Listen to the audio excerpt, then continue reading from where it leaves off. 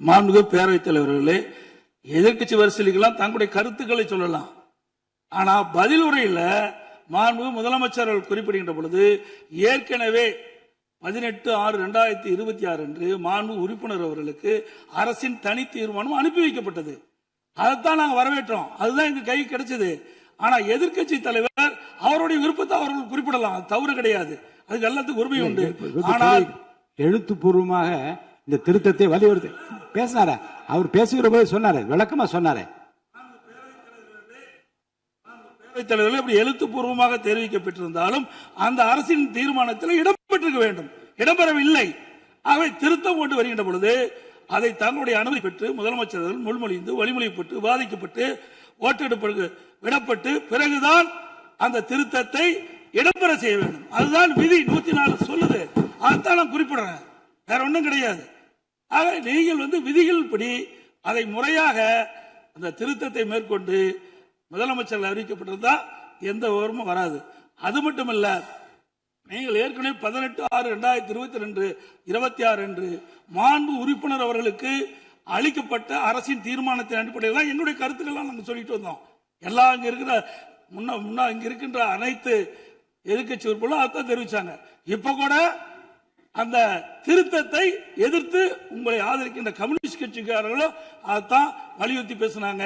பாட்டாளி மக்கள் கட்சியை சேர்ந்தவர்கள் தான் அந்த நடுவர் மன்றம் அமைக்க கூடாது என்ற எதிர்ப்பையும் தெளிவுபடுத்த என்பதை தங்களுடைய கவனத்துக்கு கொண்டு வர. மாண்புமிகு உறுப்பினர் வேலு அவர்கள். மாண்புமிகு பேரவைத் தலைவர்களே, இது சம்பந்தமாக நம்முடைய பொதுப்பணித்துறை அமைச்சர்கள் என்னென்ன சட்ட நடவடிக்கை எல்லாம் ஏற்கனவே திராவிட முன்னேற்றங்களும் சரி அதிமுகவும் இது தொடர்பாக என்னென்ன விளக்கங்கள் பெற்றது, என்னெல்லாம் உச்சநீதிமன்றத்தில் எல்லாம் விளக்கமாக எடுத்து சொன்னார்கள். அது இருக்கிற பிரச்சனை என்னன்னா, இப்போ உச்சநீதிமன்றத்திற்கு நாம் இப்போ நடுவர் தாவாவுக்கு போனோம்னு சொன்னோம்னாக்கா ஏற்கனவே 177.25 அந்த தீர்ப்பு அது எஃபெக்ட் இருக்காது, அது தள்ளுபடி செய்யப்படும் என்ற ஒரு பயத்தை தான் சொல்லுங்கிறாங்க, வேற ஒன்றும் அல்ல.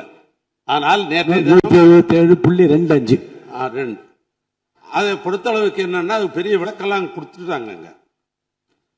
இது சம்பந்தமாக இப்படி சட்டமன்றத்தில் ஏகமனதாக ஒருமனதாக தீர்மானம் நிறைவேற்றப்பட்டு தமிழ்நாடுலாம் ஒற்றுமையா தான் இருக்கிறாங்க மேகதாதுல என்று நாட்டு மக்களுக்கு செய்தி போயிருக்கிறது. கர்நாடகத்தை அப்படிதான் செய்தி போயிருக்கிறது. இதுபடி சட்டமன்றத்திலே எதிரும் புதிருமாக இது சம்பந்தமாக நாம் தொடர்ந்து விவாதம் செய்து கொண்டிருந்தோம் என்று சொன்னால் தமிழ்நாடு இதிலே ஒற்றுமை இல்லை என்ற நிலை கர்நாடகத்துக்கு ஒரு பெரிய தைரியத்தை உருவாக்கிவிடும். இது சம்பந்தமாக ஏற்கனவே பலமுறை சொல்லியாச்சு. நாங்க இந்த திருத்தம் கொண்டு வருவது கூட என்ன சொன்னோம்னாக்கா எங்களுடைய சீனியர் கவுன்சில் வச்சு டெல்லியில இருக்கிற சீனியர் கவுன்சில் எல்லாரையும் வச்சு அலசி பார்த்து இந்த 177.2க்கும் இந்த தீர்ப்புக்கு இதற்கு சம்பந்தம் இல்லை, இந்த மேகதாதுக்கு என்று தனியாக இது கேட்கலாம் நடுவர் மன்றம் என்று சொன்ன அடிப்படையில் தான் இந்த திருத்தத்தை நாங்கள் கொடுத்தோம். இதுல ஏதாவது பிரச்சனை இருக்கும் என்று சொன்னால் இப்ப அரசியல இருக்கிறவர்கள் அவர்கள் உயர்நீதிமன்ற நீதிபதிகள் அழைத்து இது பேசி நான் கொடுத்த திருத்தம் முறையாக தான் இருக்கிறதா என்பதெல்லாம் பார்த்து கூட அது முடிவு செய்யலாம். உங்களுடைய அறையில கூட முடிவு செய்யலாம், அல்லது முதலமைச்சருடைய அறையிலே முடிவு செய்யலாம், அல்லது நீர்வளத்துறை அமைச்சருடைய அறையிலும் இதை பற்றி பேசி முடிவெடுக்கலாம். ஆனால் மாமன்றத்தில் இப்படி விவாதம் செய்வதன் மூலமாக ஒற்றுமை என்ற நிலைமை ஏற்பட்டுவிடும்.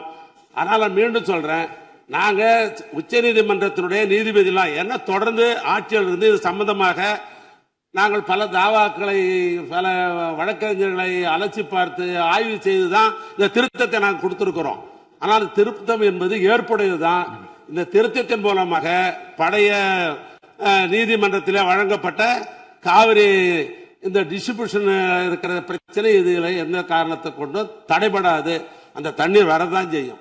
மாண்புமிகு பொதுப்பணித்துறை அமைச்சர் அவர்கள்.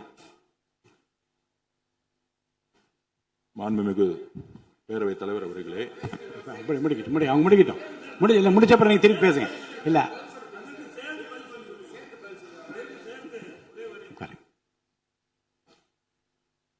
மாண்புமிகு பேரவைத் தலைவர்களே, இது ஒரு உணர்வுபூர்வமான பிரச்சனை. காவிரி நதிநீர் என்பது நம்ம தமிழ்நாட்டு மக்களுடைய உயிர்நாடி பிரச்சனை. அதனாலதான் இதை நான் மீண்டும் ஒரு தடவை வலியுறுத்தி பேசுறேன்.